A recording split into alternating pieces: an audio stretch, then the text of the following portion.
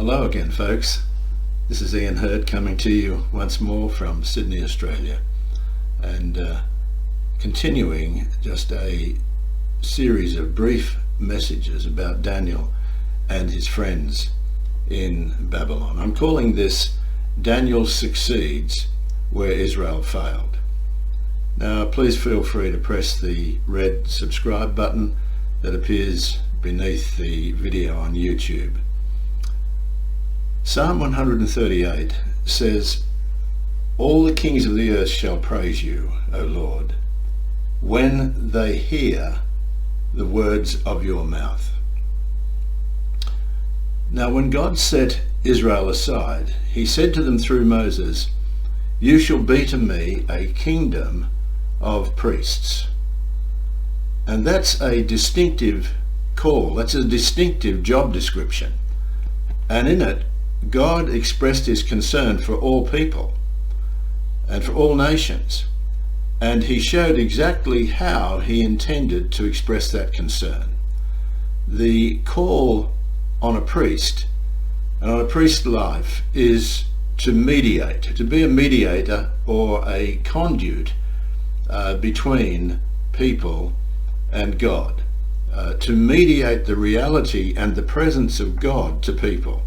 And in fact, in the other direction, the needs of people to God. And that was a high calling.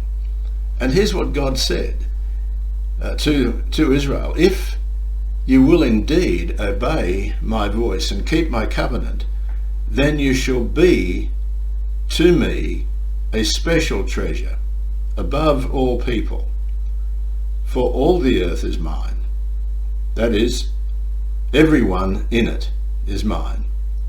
"And you shall be to me a kingdom of priests and a holy nation."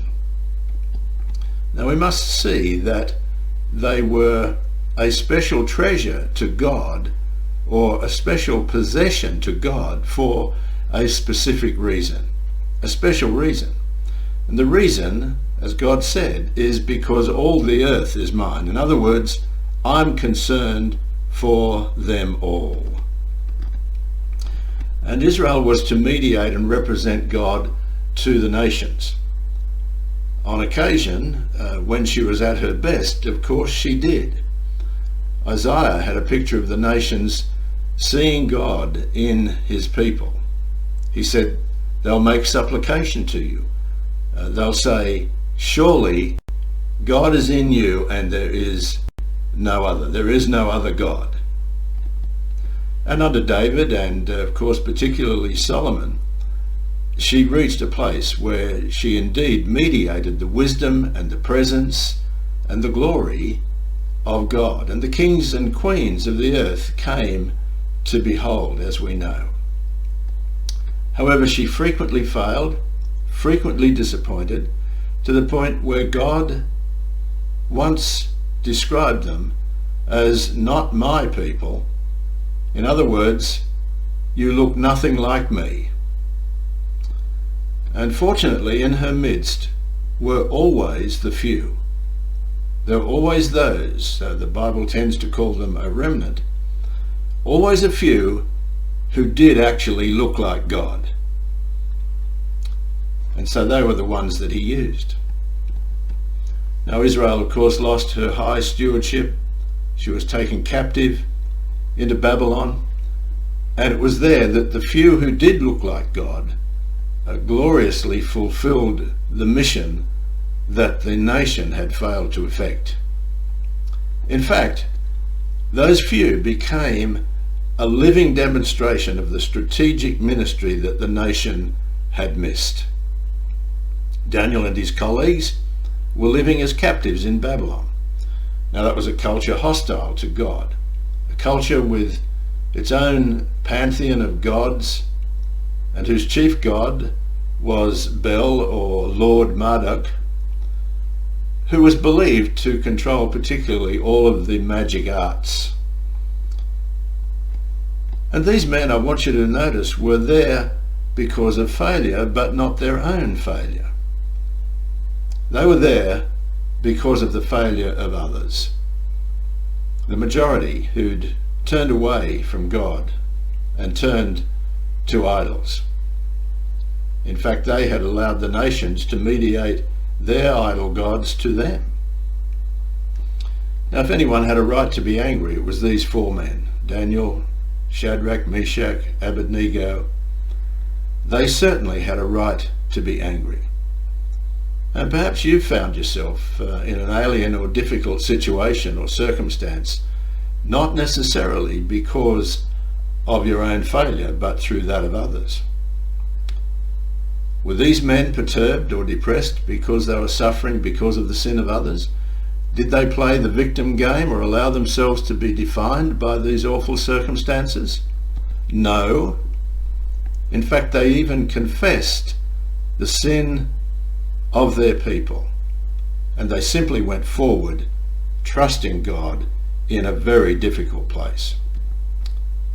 And there in alien Babylon, this microcosm, this small group of what Israel was actually intended to be, shone and shone brightly. And in shining, they showed what God's intention always was, to cause alien and pagan kings and peoples to come to acknowledge him and indeed to worship him. And what they saw was that God was setting something up. God is always setting things up. And he wanted them in on what he was doing. He wanted them included. He wanted them to be participants in what he was doing. He wanted them to get in on it, just as he desired all of Israel to be in on what he was doing if they had fulfilled their priestly function. And this required of them absolute trust in God, and they gave it. Now, Nebuchadnezzar the Great believed himself appointed by his god Bel. He conquered Jerusalem. He took the articles from the temple to Babylon. He put them in the house of his god as a mark of his supremacy. But as always, God was setting things up, setting something up for those who would just keep on trusting him. And they found that he was setting something up for Nebuchadnezzar also. The God of the big picture, the one who's in charge of every king and every power and every season, was making these men participants even in captivity, even though they were in these circumstances. He made them participants in what he was setting up for King Nebuchadnezzar, the greatest power in the world at that time. He was setting things up in the dreams that he caused Nebuchadnezzar to dream, and in giving Daniel the interpretations. Daniel depended on God, and God's gifts flowed, enabling Daniel to bring truth to King Nebuchadnezzar. And so it was up to these few to act in the true priestly role in which their nation had failed. And they faithfully and courageously represented God to the world and mediated God's presence to the most powerful man in the world. And they were willing to lay down their lives for the truth. But look at the outcome. It's a message and a lesson to the church in our day and to every individual who loves our Lord Jesus. Peter, of course, reminds us that the church, those who follow Jesus, are known also as a holy nation and a kingdom of priests. We're called to mediate the presence and indeed the power of God to a lost world. That's the way the Nebuchadnezzars of this world get to see it. Through those who resolve as these men did and who dare to become participators in what God is doing. He's inviting every one of us into what he's doing in our world, in our situation, in our here and now, in our present time and age, to make himself known and to be seen.